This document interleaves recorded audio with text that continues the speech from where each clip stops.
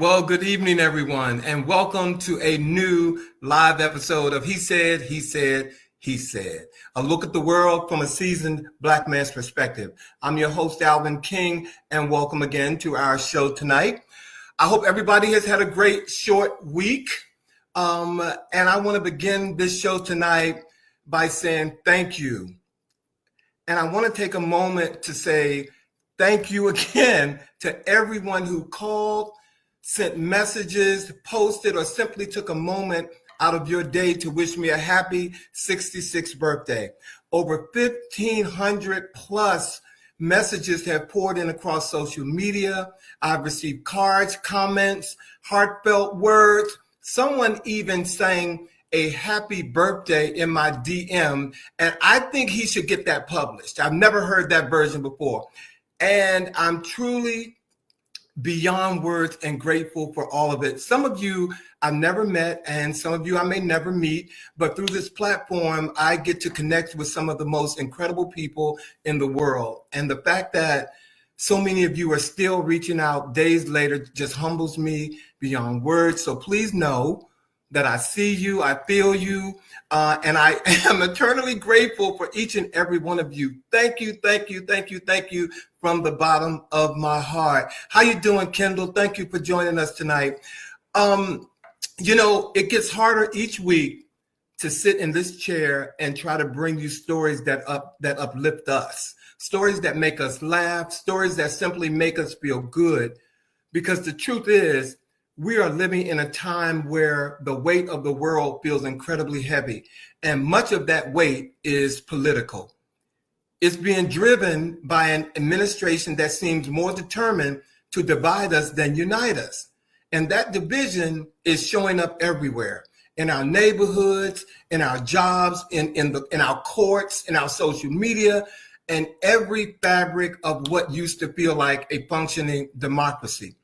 We know there are people out there doing incredible, beautiful, brilliant things, people who are shaping the world with love, innovation, and with courage. But at every turn, we're reminded that hate is still loud, still normalized, or rights being stripped from marginalized communities. It's heartbreaking, but it's also why we are here.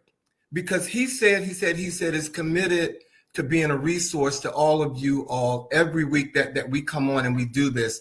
We have to report the news, we have to call it out, and we have to give a voice to the truth, even if it's hard. So thank you again for joining us tonight. And with that being said, welcome to He Said, He Said, He Said. So if you all are ready, let's get newsy and let's get on with the chat.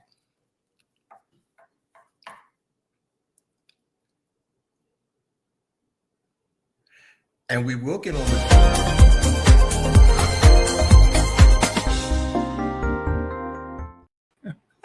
we will get on with the chat.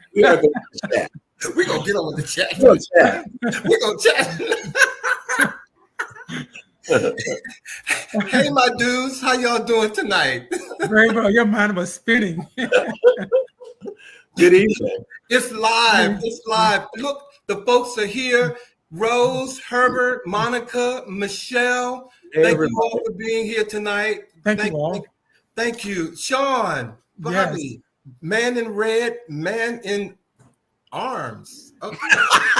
I'm in South Carolina. I'm in my mother's home. It's very hot down here. Yeah. It's hot down there. It's very hot here. They don't do sleeves. The sleeves are so unnecessary in the South. Exactly. Well, exactly. I'm not trying to put his TT out there, but he don't like sleeves, y'all. Okay? he is truly a Southern boy, and he does not like sleeves. All right. Sean's philosophy is sun's out. What? Amen. Well, y'all, we're getting newsy with everybody tonight. And I did tell a story that a neighbor came out today when I was watering my flowers, and she was getting ready to run an errand. And Rose is on here right now. And she said, I told her that we're doing Let's Get Newsy tonight. And she said, oh, well, let me go ahead and run my errands. I love when you all do Let's Get Newsy. So thank you, Rose, for that. You have no idea how much you encourage me to come on here and do what we're going to do tonight. Okay. Amen. So, guys, look, this past Saturday, Yes. June 14th, and here in Washington, D.C., once again, found itself at the center of political theater. Only this time, the stage was set for what was supposed to be a grand tribute to the United States Army 250th anniversary. But instead of unity, reverence, and dignity, we got a birthday bash masquerading as a military parade, planned, promoted, and propped up by none other than Trump himself. But let's be clear.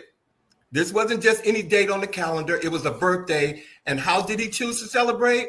With tanks rolling down Constitution Avenue, fighter jets overhead, and millions of taxpayers' dollars funneled into what many are now calling a gross failure of optics, purpose, and impact. Sitting between his wife, Melania, and former Fox News host, Defense Secretary Pete Hegseth, Trump looked less like a revered leader and more like a man grasping for the pageantry of power. No meaningful public turnout, no bipartisan show of respect, no unifying message for the military, the people, or the moment. Just one despicable man sitting in isolation, surrounded by spectacle and silence. Yep. So, this wasn't a celebration of service. So who was it really about, guys?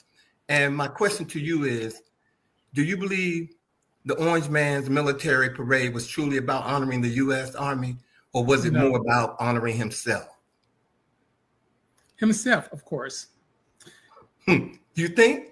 It had so little to do with the Army. In fact, you could even tell by the presentation of some of the soldiers who actually participated in the parade that, you know, it was not the exact regimented type of military display that one often finds in like communist nations, countries, and so forth, you know, where everything is done to the nth degree. And so, you know, there were images of military people, you know, giving the heart signs, and, you know, and then I think one of my favorite images, which was really just amazing, was when one of the military people was walking with a drone in their hand. Like the drone wasn't flying. They were just kind of like holding it up this way. It was just really weird. I didn't see any pumping stands.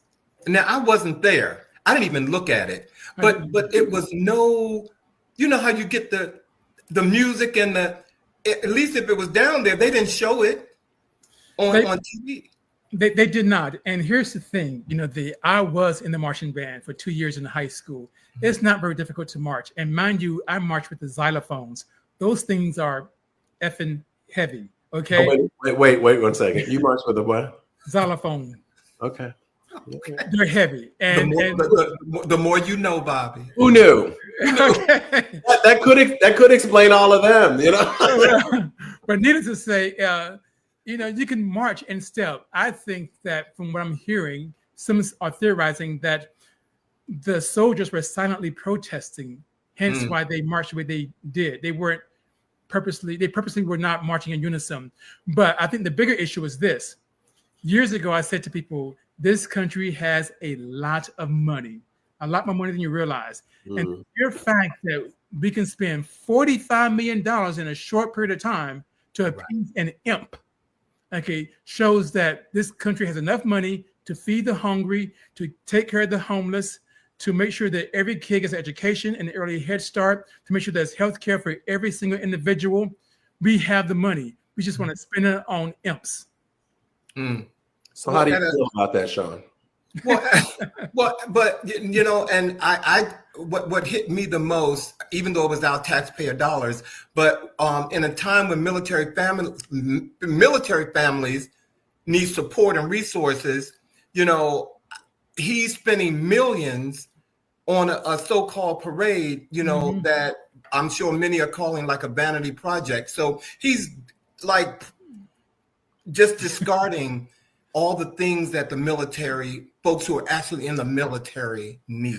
Yeah, by doing something like that. It was a farce, and I'm kind of glad. The only thing I regret is that we didn't have a what do you call it? What's that thing? A torrential downpour, a tsunami. I wanted a tsunami. I wanted a tsunami. We didn't. If only the storms that came through here last night. Ooh, yeah.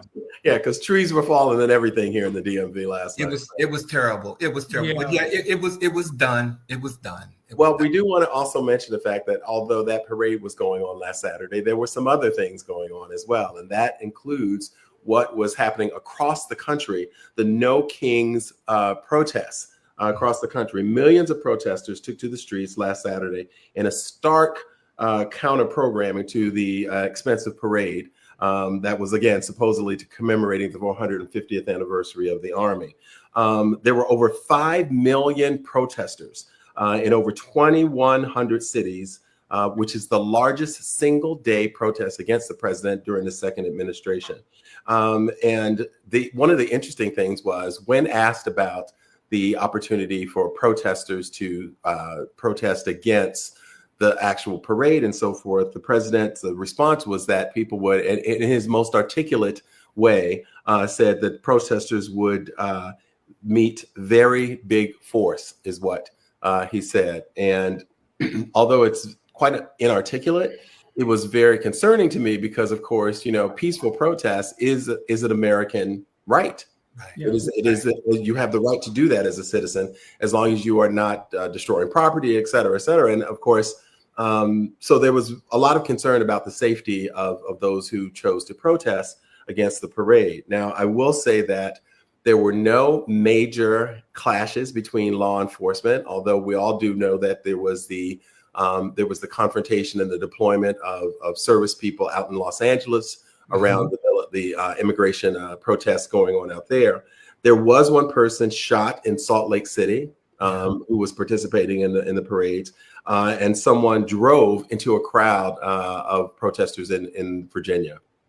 But it certainly was an interesting display of opposition to the parade. I was involved in a little bit of protesting that morning as well, and noticed some really interesting dynamics and demographics. I did not see as many people of color participating as one might have imagined, and it certainly speaks to at least a belief that many people of color are opting out right now and just kind of sitting back and seeing what other demographics will do, given that the Black vote was our way of protesting, supposedly, is what people are saying, and that they are not as inclined to go out and put their lives literally on the line in this way, given that they felt like their vote was their protest.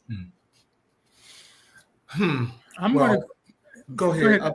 Go ahead, Sean. Okay. I'm going to question that number of 5 million. I think the number was much higher than that. And I know that some people are still debating that, but I think there were more because there were smaller towns as well that had one person protesting. But also what is not making news, and this is a developing story in Washington, D.C., as the tanks were moving out of DC, there was an incident where an individual lost their lives because one of the tanks was that was being carried out of the city. So it wasn't directly related to protests, but someone did lose their life because, again, some people wanted to appease an imp. Right.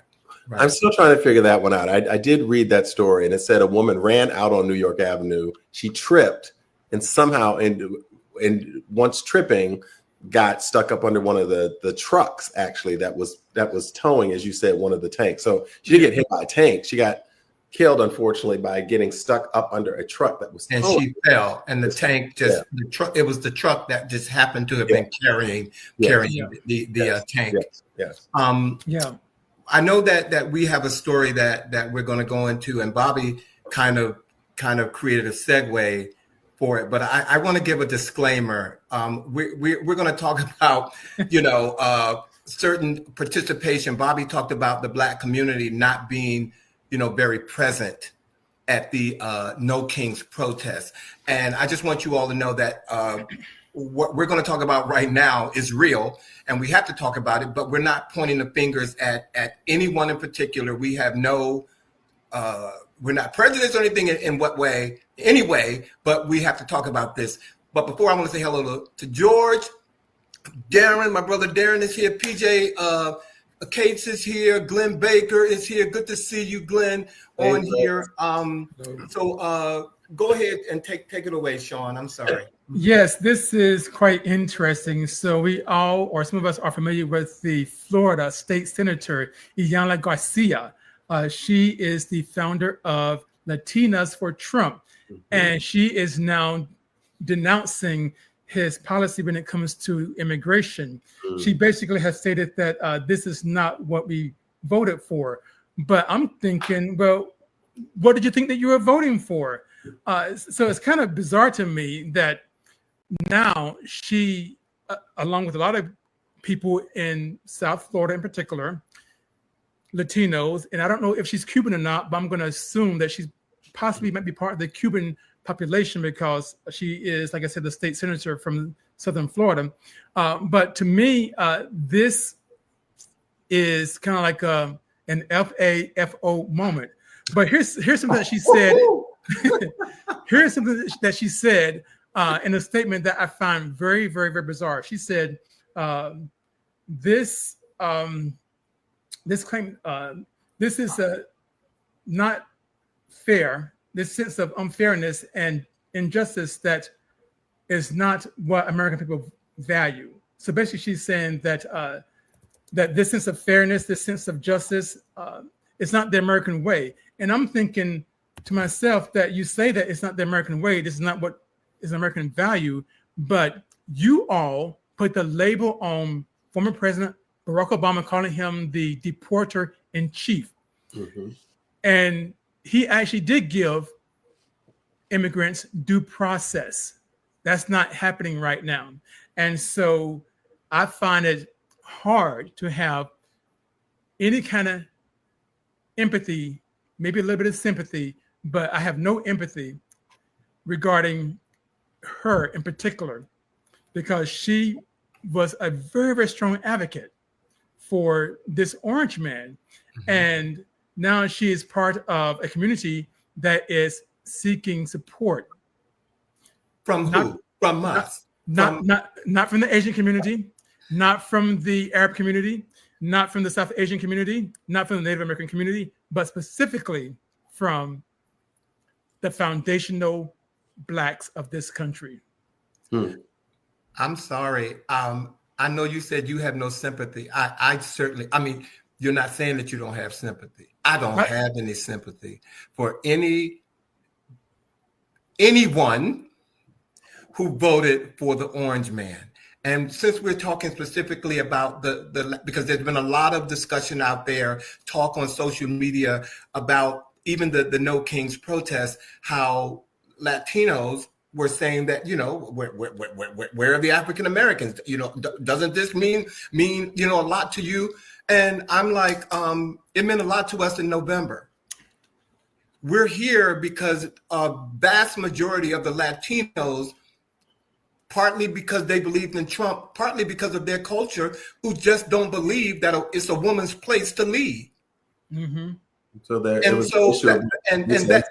that is a part of their culture. Shame on you, okay? Because, you know, most Black people are raised by a single parent, and that single parent in a lot of families are their mother.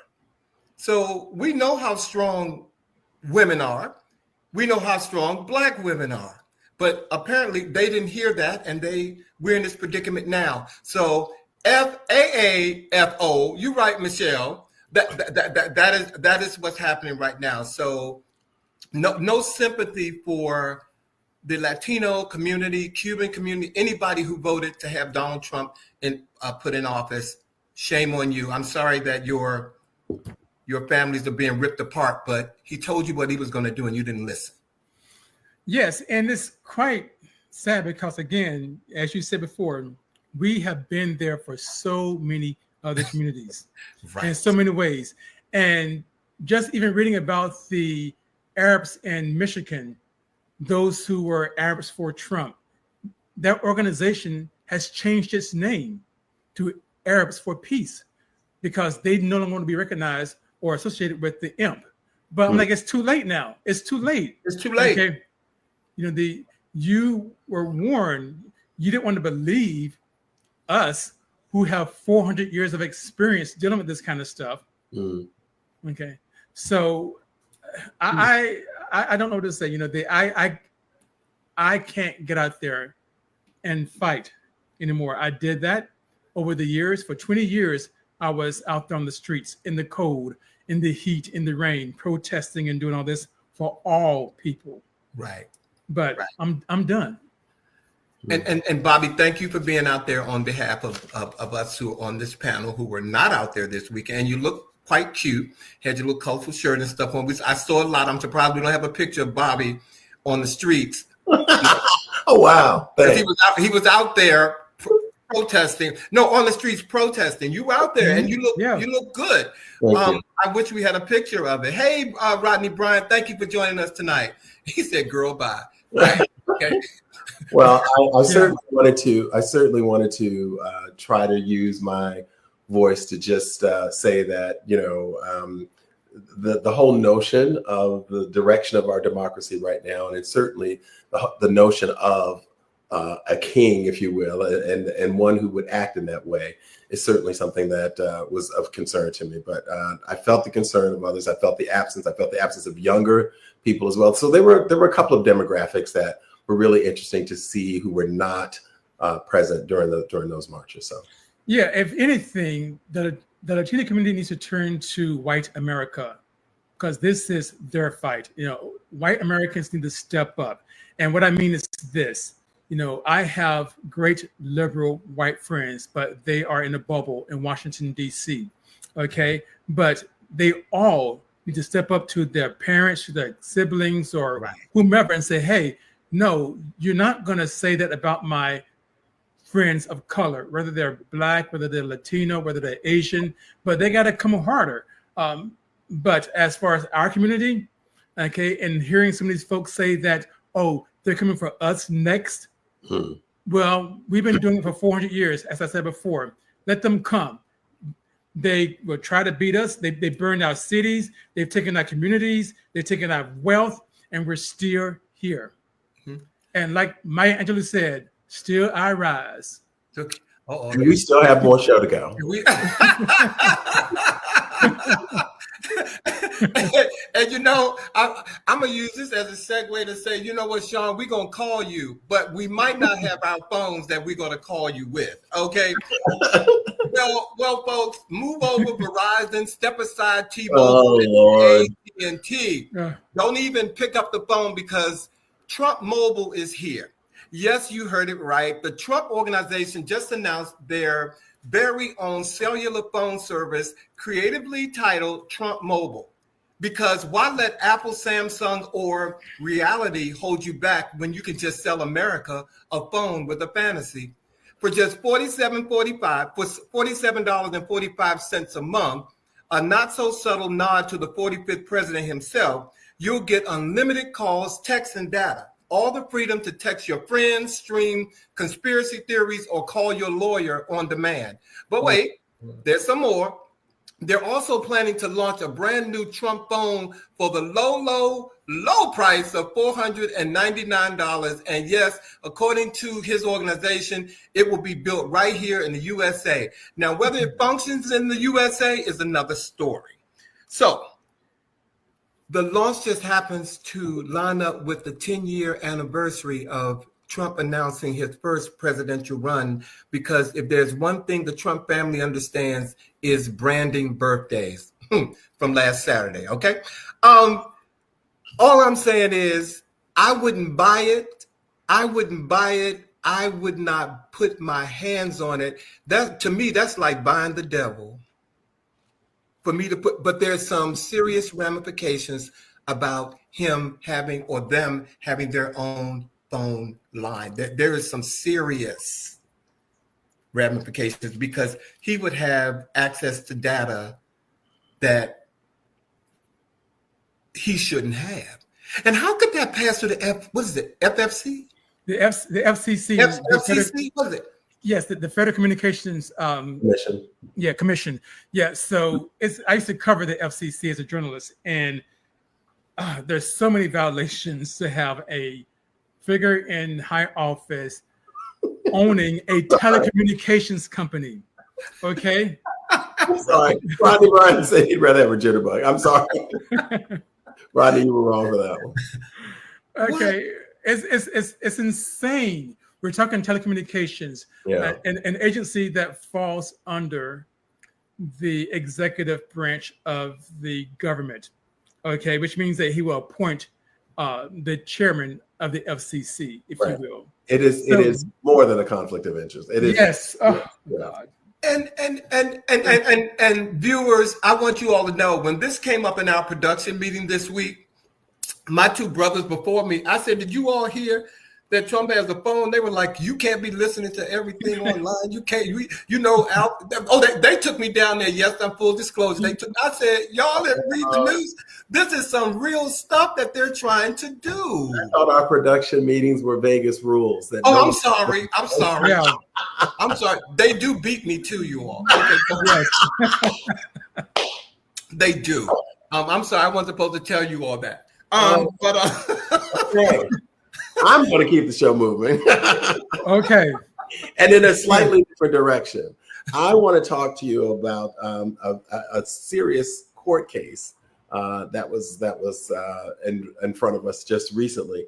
Just days before trial, media mogul Byron Allen had a lawsuit settled with the McDonald's Corporation, whom he sued for a whopping $10 million. Now, the suit with the corporation was around its lack of... Bobby, excuse me. Yes. 10 billion. You said million. Oh, I'm sorry. I meant to say 10 billion. I'm sorry. Yes. Billion.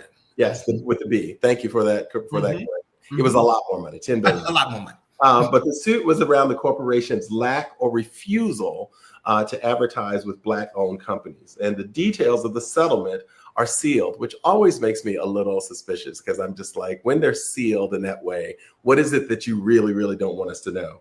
But McDonald's admits no wrongdoing whatsoever, but stated that its commitment to working with Black-owned media as mutually beneficial.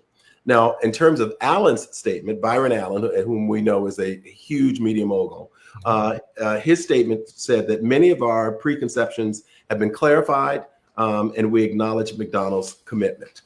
It goes on to say that our differences are behind us, and we look forward to working together in the future. Now, Allen is also known, as I said, as a huge media mogul who isn't afraid on calling corporations out on discriminatory practices. He's taken Comcast, DirecTV, and Charter Communications to legal litigation as well. So he is not only a big player in this area, he's got the funds to really be able to call people out and back it up with legal suits. So, but it's really interesting that, so many of these major corporations are just doing all kinds of things that, at one time where they spoke about their commitment to diversity and supporting various perspectives and communities and so forth, when they get caught out there, they're waffling, and they're, again, if you've not done something wrong and people are accusing you of it, you will fight to the end, because it's your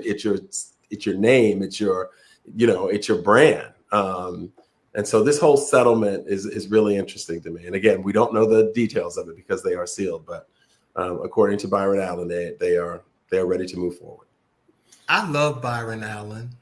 And not because of this court case, because he definitely is one of the people in the Black community doing things. And I know there's some people who are probably sitting behind me that got that one thing that they want to say about Byron Allen.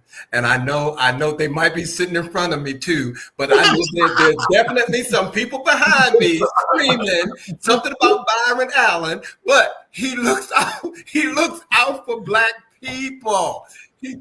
And he's come a long way from those little late night shows I used to see him on when he was interviewing C-list celebrities and so forth. He has come a long way. Well, Sean got fire underneath his bottom lip. I do. I do. I think Byron.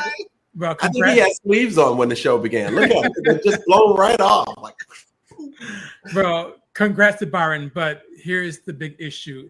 And it's a serious one, and I have a big problem with this case and his win. Good for him, and it's good for people like him. But what most folks don't know is that for more than 10 years, there has been a lawsuit against McDonald's by Black franchisees. Yeah. Mm-hmm. Okay. Why wasn't that included in the lawsuit? Why didn't Byron Allen use his wealth, his influence, to bring in those Black franchisees who have been fighting for years to get equal footing with McDonald's? Okay, and I guarantee you that those Black franchisees do more for the Black community than Byron Allen does on a micro level. Okay, and so this is what I don't like about the worship of wealth, rich people, or celebrity in this country, because we look at these kind of wins as if it's a win for the entire community, and it's not. Okay, these Black franchisees have been fighting McDonald's for years, and the reason I can speak passionately about this is because I was a business consultant for 7-Eleven for 5 years, and I worked with franchisees, and we only had one Black franchisee in the entire DMV. Okay, I struggled to get Black franchisees within the 7-Eleven Corporation. Okay, now there are none in Washington, D.C., in the DMV. And this is what's happening with McDonald's. So congrats to Byron for getting what he wanted. But what about the Black franchisees who've been fighting for years just to get anything from McDonald's? You raise a good point. Amen. That's a very good point. That's a very good point. Byron, I hope you're watching, because right here on He Said, we have a point and we made it. so we need you to respond. Thank you. Right. So we're happy for you, but we also want you to look out for some of those Black franchise. Yeah. Yes. Yeah, absolutely. Amen. And just like with this next story, and the NAACP, the National Association for the Advancement for Colored People, do more. I'm glad that you all are breaking a 116-year tradition by not inviting the sitting president of the United States to your convention. The next convention, of course, is going to be July 9th through the 16th. And President and CEO Derek Johnson of the NAACP is not offering an invitation to the Orange Man, the imp that we have been talking about all evening. And I think that this is very honorable of the organization in its history, 116 years, of not inviting someone. Of course, Reagan spoke, Obama, the Bushes, etc. So there have been some unpopular presidents who have spoken at the convention. But this man that you see right now, he's not going to be there. He didn't get an invite. And I think that was quite good on behalf of the president, Derek Johnson, to not extend that invite to this Orange Man. I second that emotion. I do. He should not, he should not have gotten an invitation. And before we move on real quick, let me see. John Reed, he was responding to we're going to go back to the phone. John said that the U.S. does not have the technology chips to produce the phones here. China will produce the product for a couple of years. And of course, he has thrown sanctions at China. He moves quietly. I think he's talking about Byron Allen. Yeah. And then he says he would not be a franchisee, but in reference to advertising on his network. I'm not sure what that means. Can any of you speak to that? I'm not sure. I mean, I know Byron, he wouldn't be a franchisee, of course, and I'm not talking about him being a franchisee. I'm talking about McDonald's franchisees right. who are not part of this lawsuit, who've been fighting McDonald's for more than 10 years. Okay, in terms of resources and getting advertisement support from corporation, if you will. They're not getting that from McDonald's, and they've been fighting for years, unlike their white counterparts. Right. We know that Byron would not be a franchisee per se, but the question was whether or not he could have used his influence to also, kind of look out for the plight of those Black franchisees. Yes. So, yes. Yeah. Kudos to the NAACP. Stand your ground. We don't want to, don't they have a show that comes on the NAACP awards and all that? Is that part of what he's being excluded, uninvited or not invited to? Is that part of it? It's mainly their convention. It's kind of like, and I think they certainly learned from the National Association of Black Journalists, who invited him, and he literally showed out on stage. Just showed out awful. Yeah. So I think they certainly learned from that. So yeah. Well, last week, guys, we kind of this story right here came into play last week, but we didn't have all the facts. And U.S. Senator Alex Padilla was dragged out of L.A. During a news conference and handcuffed. in a shocking scene that played out like a political thriller, U.S. Senator Alex Padilla was forcibly removed from a news conference in Los Angeles and handcuffed while trying to speak out on immigration reform and humanitarian concerns. A sitting United States senator, silenced and restrained, not in a war zone, but on American soil, in his own state. The footage has sparked outrage, disbelief, and some very serious questions about democracy. Guys, what message does this incident, in your opinion, send about who gets to speak up in America and at what cost? Bobby? Lord.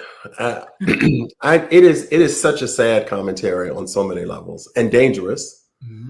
Because again, I believe that singular acts like this are done to send broad messages in terms of who can speak, who's valued, just the way, like I see something like this of a standing elected official, and then I see how a man who literally gunned down lawmakers is apprehended without cause, without being roughed up, without being like, this man went into someone's home, murdered them, tried to kill other people, and I'm not saying that he should have to be bumped up and bruised up, but I'm seeing how he is treated versus someone who is simply trying to speak up for his constituency in the capacity in which he was elected to do. Right. And so it's a very concerning disregard for consistency of disregard for law and order. The irony that this president continues to speak about the importance of law and order and literally discards it at whim. It's an intimidation tactic. Right. Yeah, and it's also meant to be a signal to. Absolutely. And I'm just going to say it's meant to be a signal to those cocky, uneducated white boys who want to be so-called law enforcement but don't qualify for it. It gives them permission to kind of manhandle whomever crosses their path, and they are doing it. We're seeing it happening every week. So whether you're an elected official or not, exactly. Yep. So this is what this is all about. It's intimidation. It's a way to try to get people to kind of stay in your place. It's like what they did with the Colin Kaepernick. Just throw the ball and be quiet. Yep. Right. So, but my thing is this: Kristi Noem, who's in charge of Homeland Security. This uneducated individual lied, said that he was attacking her. Right. That he was nowhere near her, and she felt attacked, and that's why she or the officers manhandled him. He was nowhere in proximity to her. No, nowhere near that woman. Yeah. No. And so again, ladies and gentlemen, I told you all at the beginning of we dig real hard to bring you all something. So we've had to sometimes revert to just humor because you can't make this stuff up. You can't. Absolutely insane.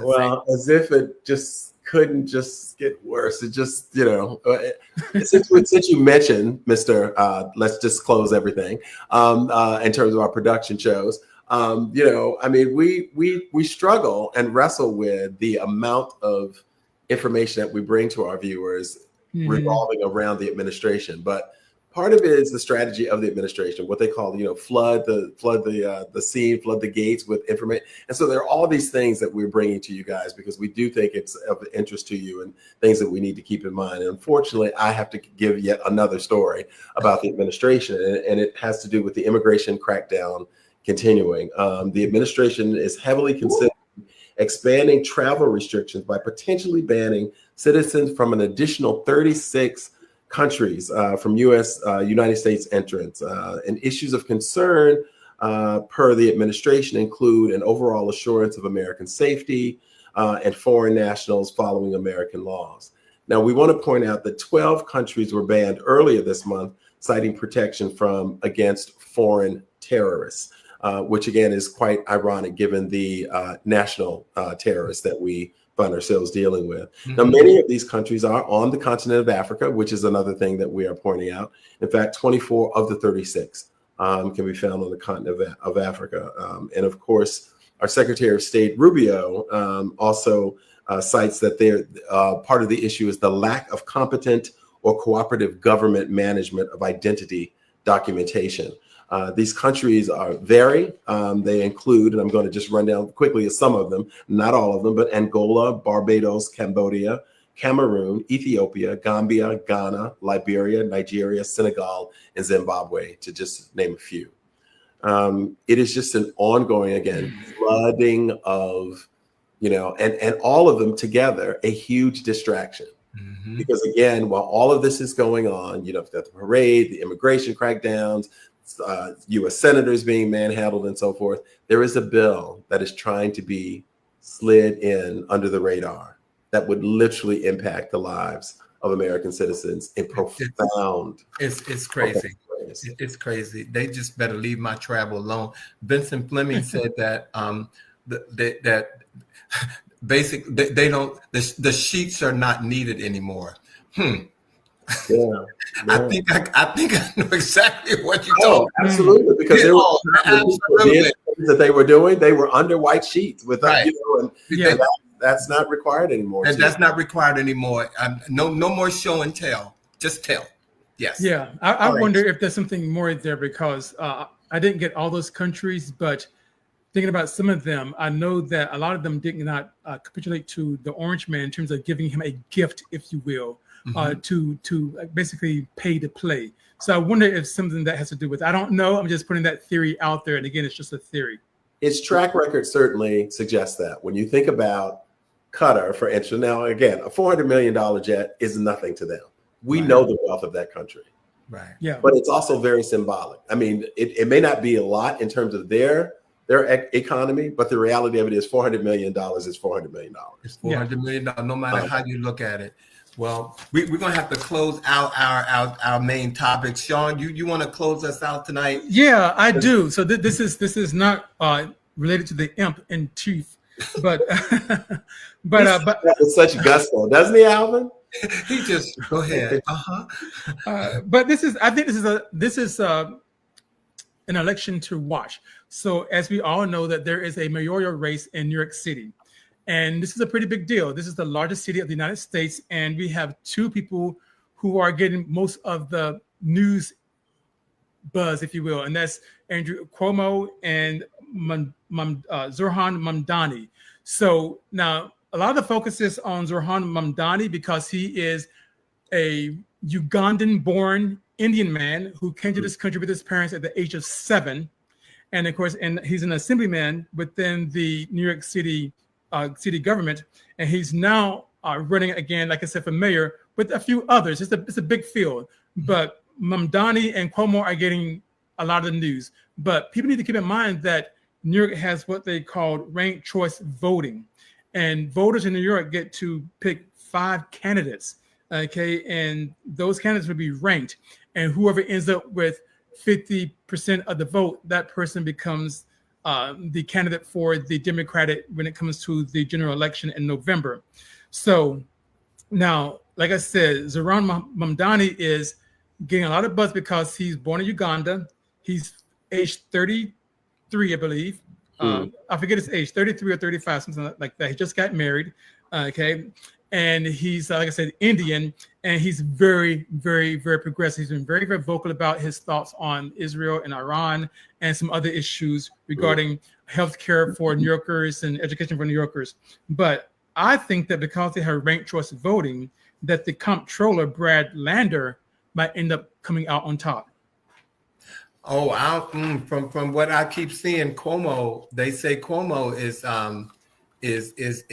the first choice. Is destined to win the race. So yeah, but it's ranked choice. That's what people got to keep in mind. With ranked choice voting, just because he's getting all the buzz doesn't mean that he might actually win. I'm not a predictor, but in DC, folks voted for ranked choice voting, but in DC it hasn't been implemented because we don't have the funding for it. That's why we don't have it right now. But in New York, they've had it before, and keep in mind also that the current mayor, Eric Adams, he's running as an independent this time around, not as a Democrat, because he's very unpopular. So it's going to be a three-way race come November, but very unpopular and has the grace of the current administration.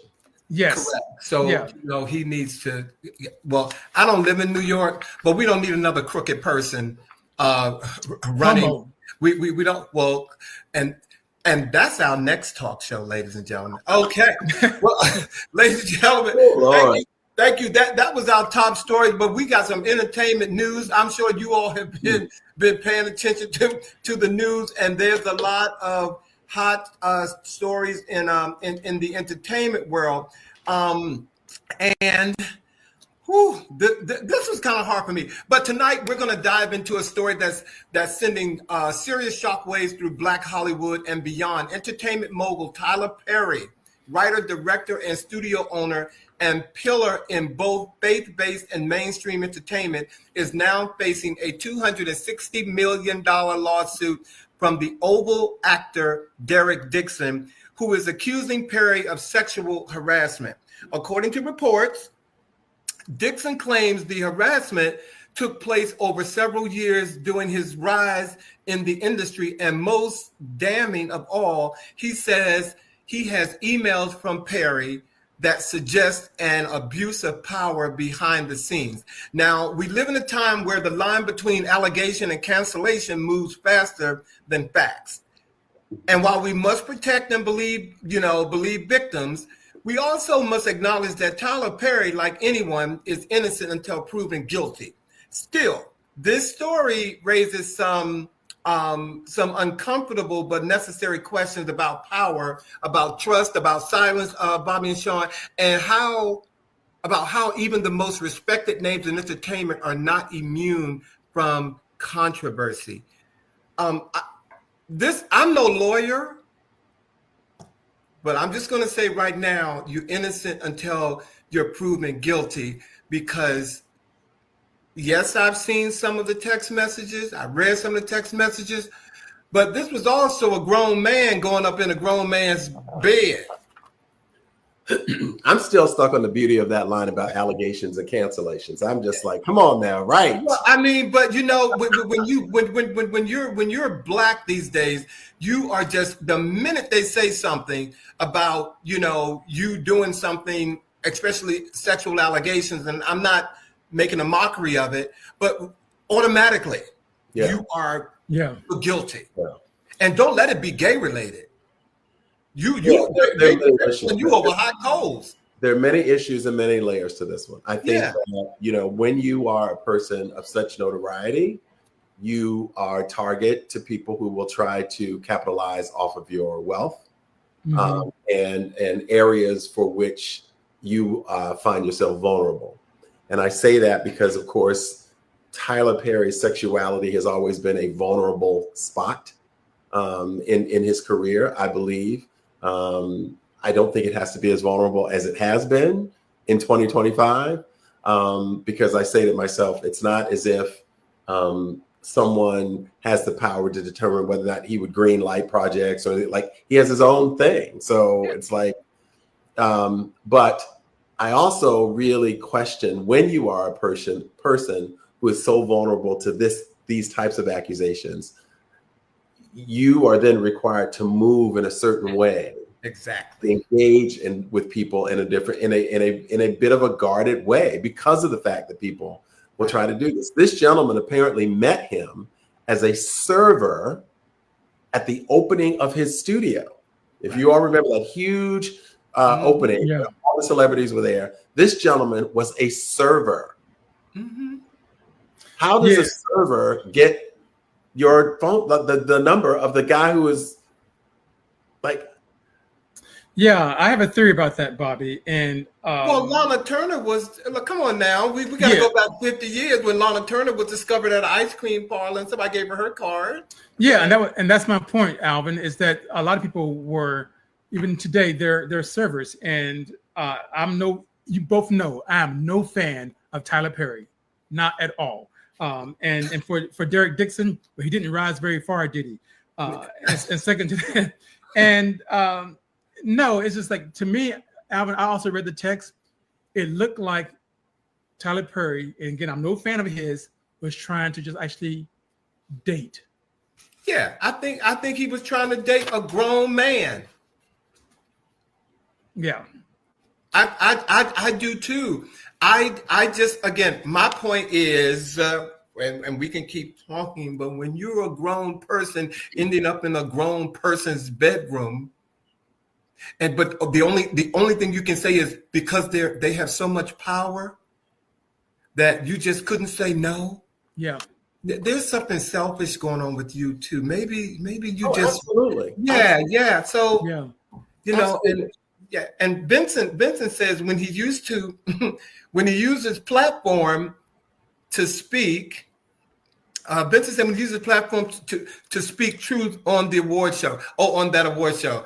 Okay, Benson, I see where you're going with that. Yes, I mean, and what I will say to you, and again, this is nothing personal, because what I will say to you, in spite of what I believe is his messy personal space, this is a man who literally has uplifted people of his own experience, Black actors and actresses who are often been discarded. Like, there are many Black actresses and actors who will say to you the highest salaries they've ever received, ever, have come from Tyler Perry. Right. And that is something that Byron Allen did not do. But anyway, next story.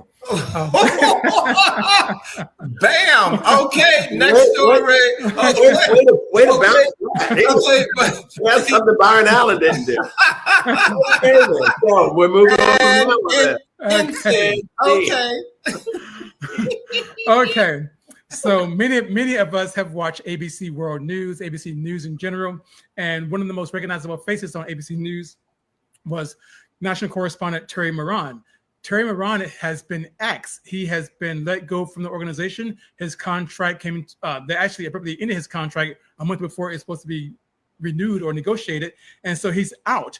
And so his outing at ABC News comes after he made this comment about the man you see right there, Stephen Miller. He basically, in the text that was deleted, stated that, or Twitter, I should say, he said that Stephen Miller is richly endowed with the capacity for hatred. That comment online got Terry Moran fired. And his firing from ABC News has got me thinking about the state of journalism, if you will. A lot of journalists like Terry Moran have been fired in recent years. Let's go through the list. Joy Reid, Chris Cuomo, Don Lemon, Tiffany Cross, Mark Lamont, Chuck Todd, Angela Rye, Jim Acosta, Joshua Johnson. They all came from either cable news or national news like ABC, CBS, or NBC. So this is disturbing to me. Now, all of these folks are now on YouTube. They all have a YouTube channel or on Substack. And Terry Moran, he's actually doing very well now because he's only been on for a few weeks.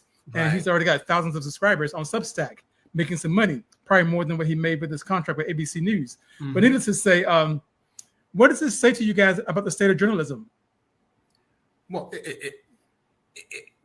wow. Journalism is in danger because you have people right now in this administration who feel like they have the pen and pencil to erase anyone that has an opinion about something that doesn't favor them. And that's bad. Yeah. That's bad. That's what I can say to that. Yeah. My statement is, as someone who studied journalism and was a journalism major in college and has a great appreciation for the responsibility and existing in a nation where there is a free press designed to allow constructive criticism of a government and still be a part of that government. What I will say to you is that, history is really, really important. And one of the reasons that there are people who do not want you to learn history, and particularly world history, is that you would then have context. You would have a frame of reference from which to observe and process the things that are happening in your life. Anyone who has studied history has known that in a space where a dictatorship or a sense of overexertion of power is existed, part of that strategy is to create a sense where the press is not believable, that it is part of the enemy. And while there have always been issues with journalism, there are always reporters who are biased. And so it's never been a perfect state. What was very clear in the first administration, and even more so in this thing, anyone who speaks up and questions is deemed stupid, enemy. We look at the number of reporters who in the White House press room during press conferences, when any question, what a stupid question. If anything were really serious and challenging, it was deemed stupid. And of course, you come from this agency, so of course you're not. But it's part of a greater strategy to create a sense of the press being a them against us kind of situation. Well, keep in mind, you guys, that there's only one profession mentioned in the U.S. Constitution, and the Constitution says that profession must be protected. And that one profession mentioned in the Constitution is the press. Freedom of speech. That's what it's rooted in that. No, the press. It says the freedom of the press. Yes. That's the only profession mentioned. But the job of the press is rooted in the freedom of speech. True. Right. Yeah. Well, before we go on, Michelle Abuli says everything and everyone who does not agree with that orange fool is subject to be fired, and that is period. You're absolutely right. Again, if you don't favor them, then you are fired. That's my housemate speaking true. Okay. So what is going on? We got more entertainment news before we close out. I know we're getting close on time. Okay, so again, I don't know. I don't know. Why do I have some of these stories this week? Now I got Diddy. Okay. Well, keep your hands dirty with Diddy. Just go ahead and get through that. Well, we are in the fifth week of a very slippery trial. There's a lot of baby oil and all that stuff still being. But we are in the fifth week of this trial, and just to give you a quick summary, again, reminding you that he is Sean Diddy Combs faces 5 criminal counts: racketeering, conspiracy, sex trafficking by force, fraud, or coercion, and transportation to engage in prostitution. And there have been his former girlfriend Cassie in her pregnant state. There have been lots of testimonies going back and forth. So here are some of the notable developments. One juror was dismissed due to concerns about the juror's behavior.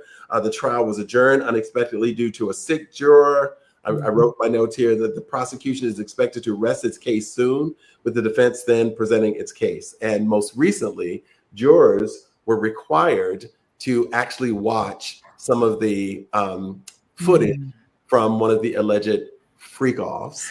And although they were watching screens and with headsets on, there are reports that even then you could still hear, sounds, so to speak. And as you were saying, as was pointed out through some of the images that we shared, this is a no cameras jury courtroom.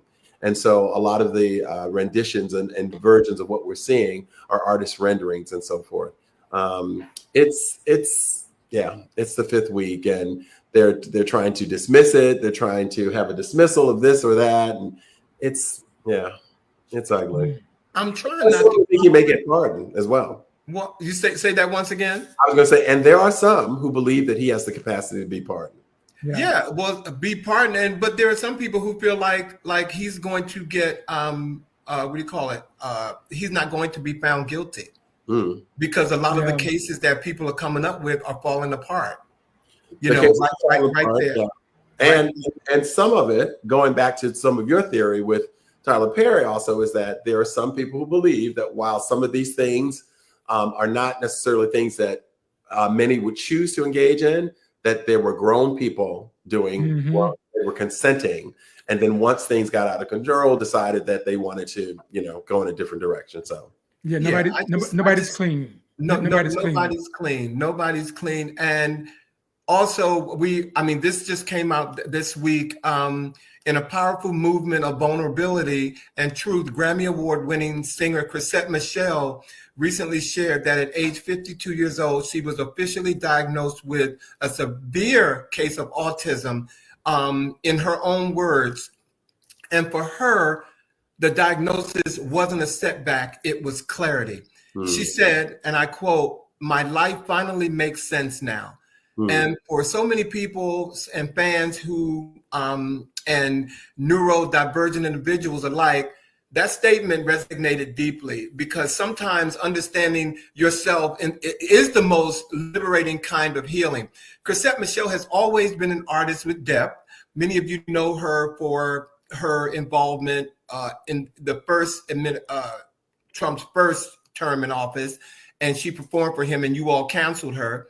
Her voice full of emotion, her lyrics heavy and meaning. And now with the diagnosis, she's rewriting her narrative, not as a limitation, but as an explanation for a lifetime of misunderstood experiences. I just wanted to share that because the way she shared it on social media, if you've ever gone to a Chrisette Michele concert, I don't know, for me, I know everybody have their way of performing.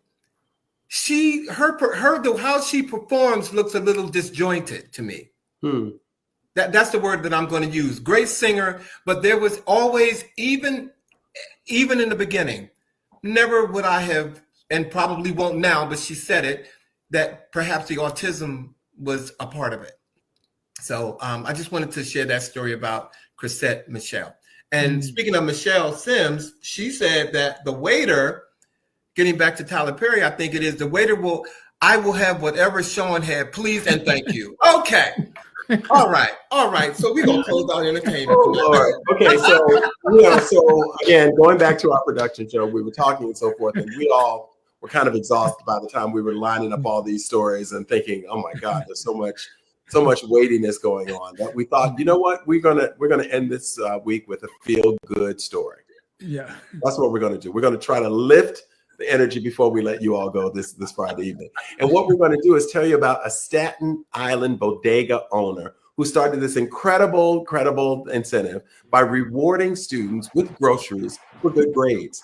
So Zach, get his name, Zach's Finest Deli and Grocery, yes, started this initiative where students who achieve an average of 80 to 90% can choose any items that they want for free, while those with 70, 80% in terms of their grades can select up to $10 worth of groceries. And it went viral and kids are coming in. And what he said was, it was amazing to see also the shift of things that kids were choosing. And this is the reality of the cost of food in America, that kids who once would go for candy and things like that were actually now getting eggs and groceries. And so he decided to really try to up that game and not just make it about sweets and so forth, but kids could contribute to supporting their families as well. But most importantly, it's about really trying to create an incentive for kids to do really well in school in a very tangible way. So we just wanted to tip our hat to Zach's Finest Deli and Grocery in Staten Island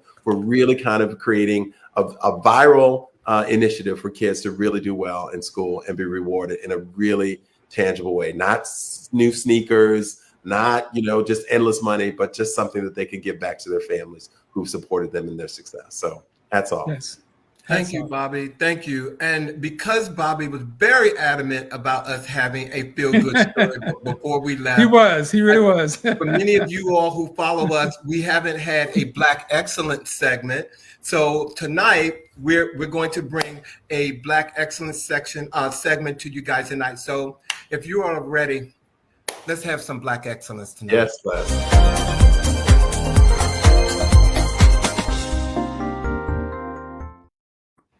Well, ladies and gentlemen, as Pride Month comes to a close, I want to honor a pioneer whose life embodied both Black excellence and unapologetic pride. I speak her name, Ruth C. Ellis. Born 1899 to parents who were former slaves, Ruth came out as a lesbian at just 16 years old and was met with full acceptance from her family. In 1937, she and her partner moved to Detroit, where Ruth became the first woman in Michigan to run her own printing business.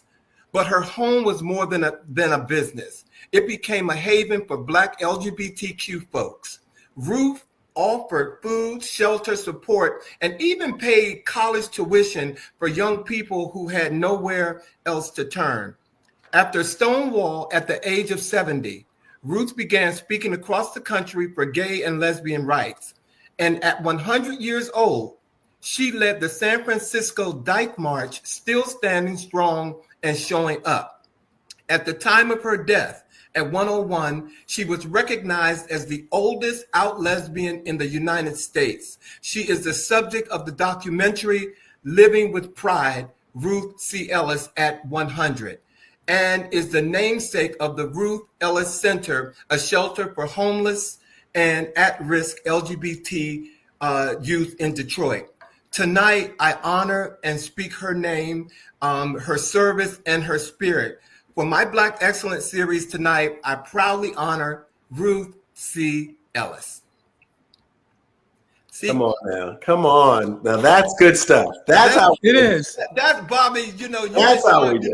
We do our thing in those production meetings. They beat me, y'all. I tell you, they do beat me. They do, and I take a beating very well. But thank you. Yeah, we honored Ruth Ellis tonight, ladies and gentlemen. And thank you all for sticking with us tonight. We do what we do, and sometimes when we're live, we be so into it. We just go over a little bit. So thank you for sticking with us tonight. Bobby and Sean, you guys are the best, next Friday, we are ending our Black Music Series month on June the 27th with soul singer artist Timothy Lloyd. You all have to hear this man's voice, okay? He is no joke, and he will be with us next week. And our words of the week this week, actually provided by Bobby, is a prayer. All right.